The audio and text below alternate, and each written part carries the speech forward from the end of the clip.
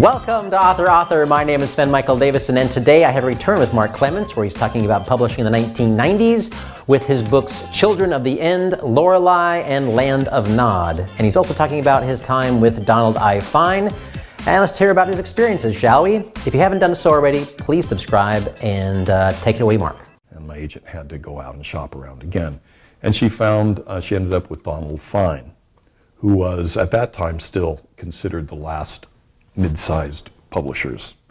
He was independent publisher other than the fact that he distributed through Penguin, but he had his own publishing imprint, his own house, and he did all of his own marketing and all of that. The actual distribution was done through Penguin's force. And he was a very difficult man to deal with, which is one reason I was glad to have an agent. She had to deal with him, I didn't. But he was also known for being good at picking out new authors. And he had quite a few of the very successful authors of that era were people that he picked out and stuck with. So he published the next 3 books in hardcover. What was it like, if you compare your experience with Warner with your experience with Donald Fine? I mean, what were the... They were similar experiences in that I never had trouble getting, well, until eventually I had trouble with getting a hold of my editor at Donald Fine. But most of the time I was able to immediately get hold of my editor, get response from the editor. I liked the cover art that they did. And there's a certain pleasure to getting hardcover sales, because even then that was, of course, a smaller segment. But Donald Fine was, as I say, very difficult to work with. And so my agent actually one time, in order to get some money out of him, she had to go to New York. She was based in Chicago. She had to go to New York, give a fake name at the desk to get him to come out so she could waylay him and make sure that a check was written.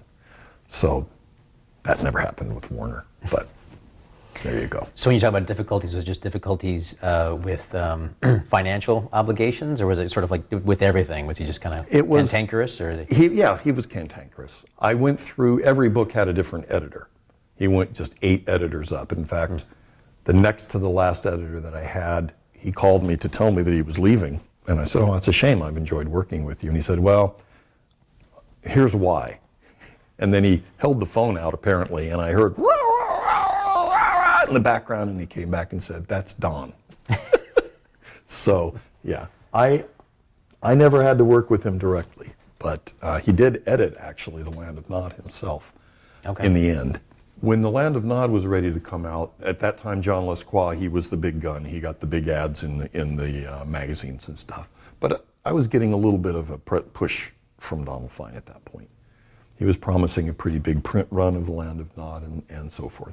But I noticed as the publication process was going along, back then when you submitted a manuscript, you submitted first for general editorial comment, and your editor was supposed to send you an editorial letter saying this part's slow and I didn't understand that part, that kind of commentary. You would make those changes, whichever ones you felt were valid, send it back, it would be typeset, you would receive the typeset manuscript to check for mistakes that they made. That same version would then be cut up into the ARCs, the advanced reader copies, sent out to reviewers and bookstores to try to generate some buzz for pre-orders. With The Land of Nod, I kept waiting and waiting to get that first editorial version back, and it just didn't happen. And I was writing letters and calling and speaking to my editor, and I'm just not getting anything back. Well, I didn't want to seem too pushy. I didn't want to, I'm trying to be Mr. Professional. I didn't want to be one of these obnoxious writers that they just don't want to deal with at all. So I mostly held back and waited. And then one day I went into Mysterious Galaxy bookstore, the independent store here. They said, oh, we got the ARCs for The Land of Nod. And I said, oh, that's exciting because I haven't seen them. So they gave it to me. And I discovered in reading through it that about a third of the book had been rewritten. Not just edited, but completely rewritten. Entire scenes that I'd never actually done myself, or that had been, as I say, rewritten by someone else. My first impulse was, of course, to explode all over them, but be professional, don't destroy your future, to have a temper tantrum, even for this. So I contacted a lawyer just to find out what my standing would be. He'd been a lawyer at Harcourt Brace here for years. He said, well, you can imagine I've heard a lot of horror stories about editors. Congratulations, that's the worst one I've ever heard. So through my agent, we contacted Donald and said, look, this is no good. You can't publish that. Publish my version or let me out of the contract. So they had to retypeset the whole book and they published my version. The published version is mine, but the version that was reviewed was not mine. It was the editor's version. Again, doing everything right, and yet everything went south in that respect. That's just a matter of luck. Even at that point of the marketing process, things can go badly. Nothing is guaranteed. And that was true then, and that is true now with the current situation for writers. That was how it ended with this book. Subsequently, as I was working on the next book, Donald Fine died, and so Penguin absorbed Donald I. Fine Books and got his entire backlist. Promptly did nothing with it. So the Land of Nod, which is, in my opinion, my best book of those early books, was never released in paperback at all. I just had the hardback. Again, what can you do? So then I started working on other things, had kids and whatnot, and I started doing ghostwriting and things that, delayed the next novel for more than a decade in my own name. So nothing else has happened there. My agent, she also died. So I was literally orphaned. Wow. Getting back to Land of Nod, what happened to this editor? I finally spoke to him, and he was just very distressed that I was upset. And that I'm sure he was another one whose head got metaphorically chopped off by Donald Fine shortly after that, because he cost them a lot of money. They had to retypeset the book, which was quite an investment. I didn't care. So I don't know what happened to him. I think he was just another one who got the chop. And again, I didn't speak to Donald Fine, and he didn't do much in the way of fighting about it. I think he knew clearly he had no legal standing. The amount of changes that a conventional publisher can make to your manuscript without your permission is very small, and mostly copy editing type things. And this was just a wholesale rewrite of big chunks of the book. His only justification for it was that he was trying to hurry the book through the process to make sure that it got published on time. So instead of letting me look at it, he just looked at it and rewrote it the way he thought it should be, and it was pretty dreadful. I still just get nauseous thinking about the fact that that was the version that was reviewed. And he just did this on his own? I mean, Yeah. willy-nilly? This was just something wow. Yeah, he did it all on his own. And did you still make the pub date? Or was it moved? No, he made the pub date. So there was some that's why frantic scrambling at the end, because it was already in catalogs and all that stuff. So they'd invested enough that it was worth taking a step back and reinvesting in the typesetting to bring it back to my version.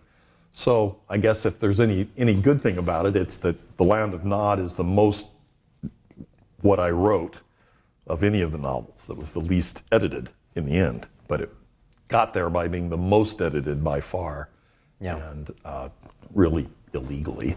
Kind of get a good picture of what happened with Warner, but what was it like with Donald Fine as far as like the marketing and publicity they did for your books? The bottom line is that unless they invest a great deal of money in you up front, in other words, you get a big advance.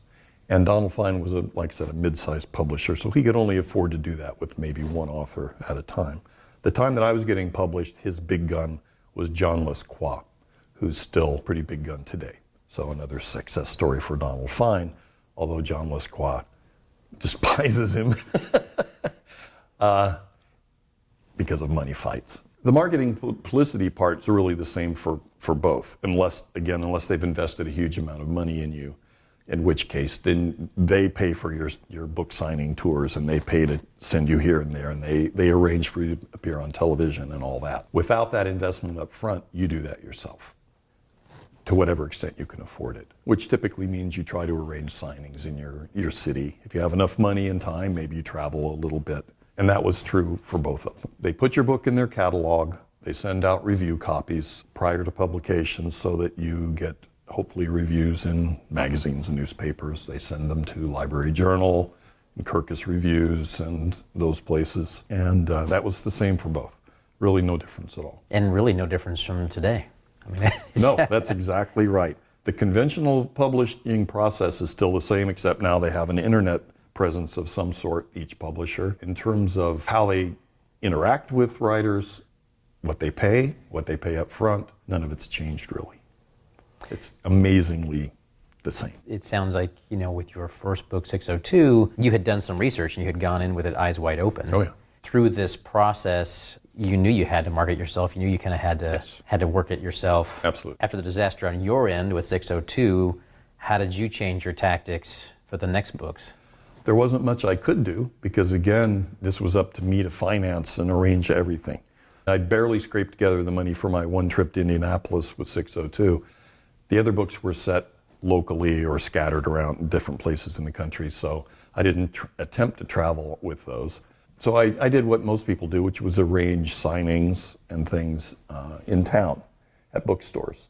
And the bookstores were always quite accommodating, and some were better than others at setting up publicity for the event. Unfortunately, it's not that funny, and it's very true that when you do a signing and you're not already well known, obviously if you're Stephen King or someone like that, you can't have enough books and you can't have enough time to sign them all. But for the rest of us, you go into the bookstore, they set up a table with your books and you sit down usually near the front, and people come in and they look at you kind of the way they look at Girl Scouts selling cookies in front of the grocery store, kind of sidelong, and then they move away before you ask them anything. Every now and then someone will come up and be polite. I think they feel bad for you sitting there. But the most asked question at a book signing, in my experience, is, where's the restroom? That's pretty depressing. It's very depressing. It's very depressing, yes. You'll sell a few books and talk to a few people. Now and then you do have the thrill of someone coming back because they liked your last book and they saw that this was going to happen, and then they come back again. But that's the typical situation for the vast majority, what they call mid-list writers, the ones who aren't getting those big advances. Obviously, if the publisher has invested a lot of money up front, then they have to put in the effort to regain that. For the rest of us, there's no investment, so they don't really care that much, frankly. Here I already had more of a base of people who knew me in the writing community, conferences and things like that. I could talk to people and get more interest in spreading the word.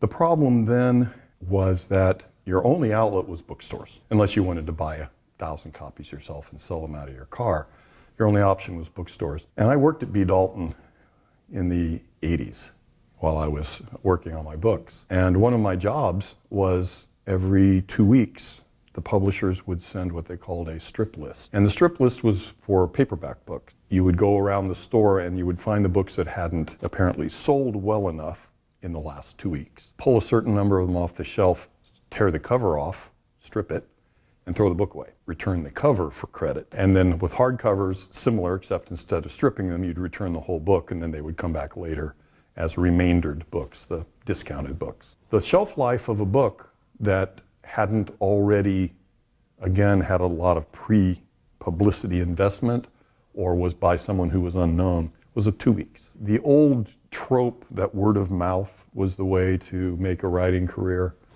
well, 2 weeks on the shelf is not a lot of time to get word of mouth going. That was basically the shelf life of a mid-list book. Now, it's still the shelf life of a mid-list book, but because of the internet, a book can live forever in some fashion or other. Some hope there in that respect. Have you published all online since then? Have you done anything outside of the sort of the traditional route? Yeah, I took the 4 books and I converted them all into ebooks myself. This is where my art background finally came in handy, because I did my own covers for the ebooks and I did the layout and all of that. So it was kind of fun to be my own publisher too for those. If I were smart, I would sit down and take the time to do the same thing again. I did that just before the whole print-on-demand Amazon thing got going. So I didn't do them in that format. So I don't have hard copies of the new versions available, just ebooks. To digress on that topic for just a second, even with the internet, now what you hear from the business side of the industry is you have to have a platform, you have to have a web presence. Often before they'll even consider publishing you, the first thing they do is Google you and see what your web presence is. So they're looking at the marketing before they even look at the book. They're interested in how much you've already done to get your presence known out there on the internet. So there are people, lots of people out there who will give you advice on how to do that better. And that's fine. It doesn't guarantee anything. Please subscribe so my dad can make more videos like this. Thank you.